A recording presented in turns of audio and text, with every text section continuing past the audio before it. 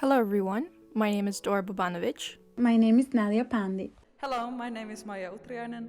Hey, my name is Pia Bersen. My name is Vanor McKiernan. And we are all students from the Maastricht Science program. Today we will be presenting to you our project regarding the pigment identification of a double-sided Spanish panel from the 15th century. The aim of this project was to look at cross-sections from the two sides of the paintings to identify the different layers and pigments through a variety of analytical methods. I will hand it over to Maya, who will give us an introduction about the paintings.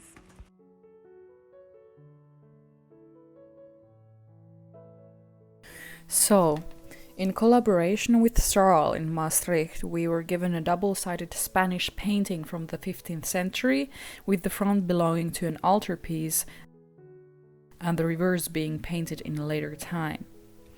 The front piece tells the story of the adoration of the three kings, and the reverse character is yet to be determined. We were supplied with 7 cross-sections from the front and 6 samples from the back, which were all taken from different locations where damage was already present. We decided that we would focus on the further analysis of these 6 samples, the following from the front and the following from the back. From the rest of the samples, 4 were selected for a staining analysis, which Fenora will explain a bit more about later on.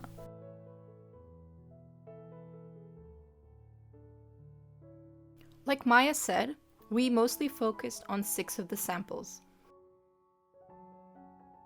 The way we chose these 6 was by analyzing all of our samples through a visible light and UV microscope. Most of the samples are taken from different locations, unless the sample broke into 2, leaving us with 2 different pieces. Anyways, we had the microscope attached to a camera, which allowed us to take these incredible images.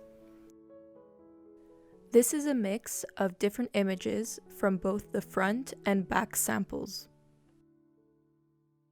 And we played with their exposure in order to find the optimal setting that would allow us to see the different layers. But to be honest, these photos do not do the cross-sections justice. We observed all of the samples using different magnifications to figure out what sample had the most interesting layers present, and which sample had different pigments or crystals visible. This here is an example of one of our samples under different magnifications. We also had some less interesting samples, such as this one, which is a sample that was taken from a canvas area where no pigment was present. So we immediately removed that one as a contender. So in the end, this is what the samples we chose ended up looking like. We made a collage of the photos from both the visible and ultraviolet lights, labeling all the different layers that we could see.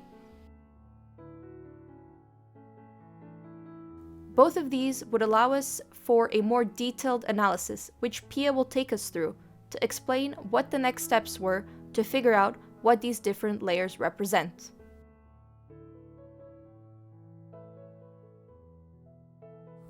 So, as Dora said, the images we took allowed us to see what layers were visible for each of our cross-sections.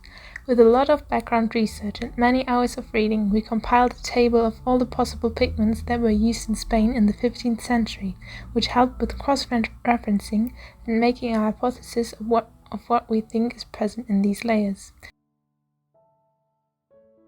We gathered all the images together to observe them all. Yes, it was helpful to have the images present. However, the layer and colors were better seen just by observing them under the microscope. So an overall observation that we made is that we believe that both the front and the back use a calcium sulfate in the ground layer. When it comes to the paint layers, we need to look at both the visible light and UV images to make our pigment hypothesis. The UV in particular was helpful because it would show us whether a pigment would fluoresce. This either was helpful to identify pigments or layers that aren't clearly differentiable in visible light. It was not only important to look at the colors, but also through history to check what possible pigments were used in that time period. These would still need to be confirmed using SEM, which Maya will explain in further detail.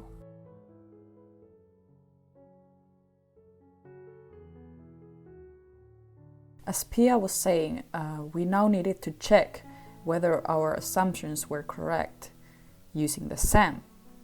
It would allow us to see what elements are present and hence be able to identify our pigments. The SEM either cleared things up for us by indicating what pigments are present or confused us. We got back a variety of elements which we were not expecting. However, this did help us with dating the reverse side of the panel. When starting, we only knew that it was painted later than the front side. However, using research and pigment history, we were able to identify that the back was painted in the early 20th century.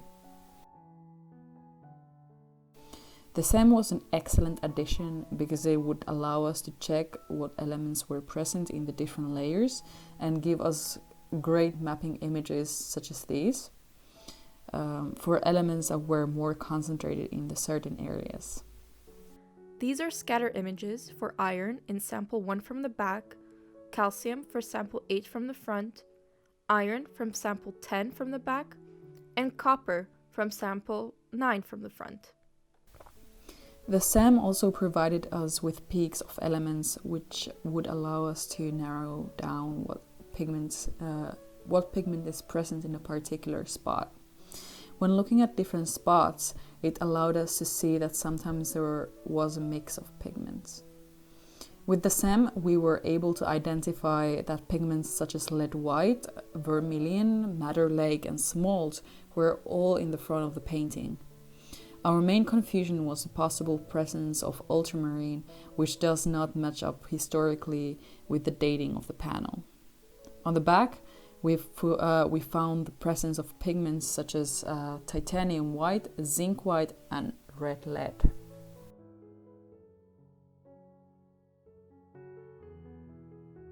With the samples that were left over, we decided to use an alternative method of analysis, which was staining. Like we showed previously, we took the samples from these locations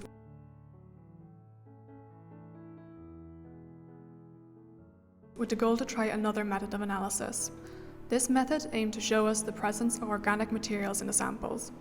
The staining would allow us to see these in the binding medium, the varnish layer, or the ground.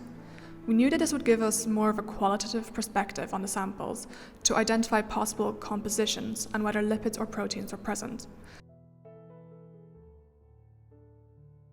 This method was not very successful for many reasons. Firstly, we had no reference images or controls that could be used to compare results. Additionally, we're uncertain whether the results we obtained were correct or were false positives, meaning that we're unsure if the staining was due to the binding or whether it was due to improper washing.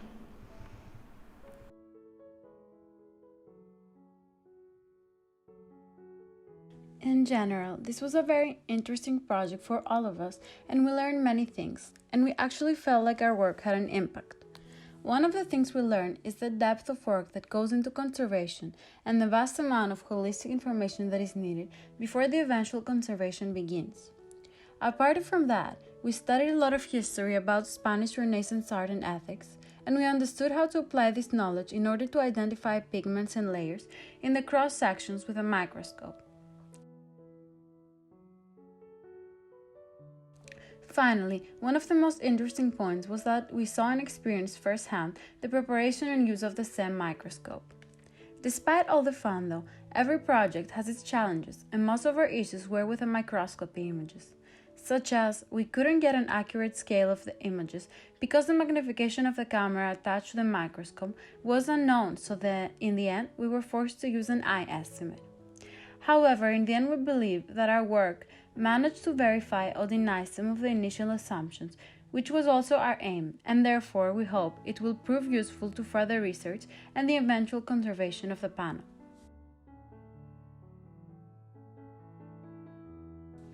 If we had more time, we would have wanted to investigate more samples from the back, especially for example the man's cloak. Additionally, we would have wanted to further our investigation with more types of analysis to resolve our unanswered questions.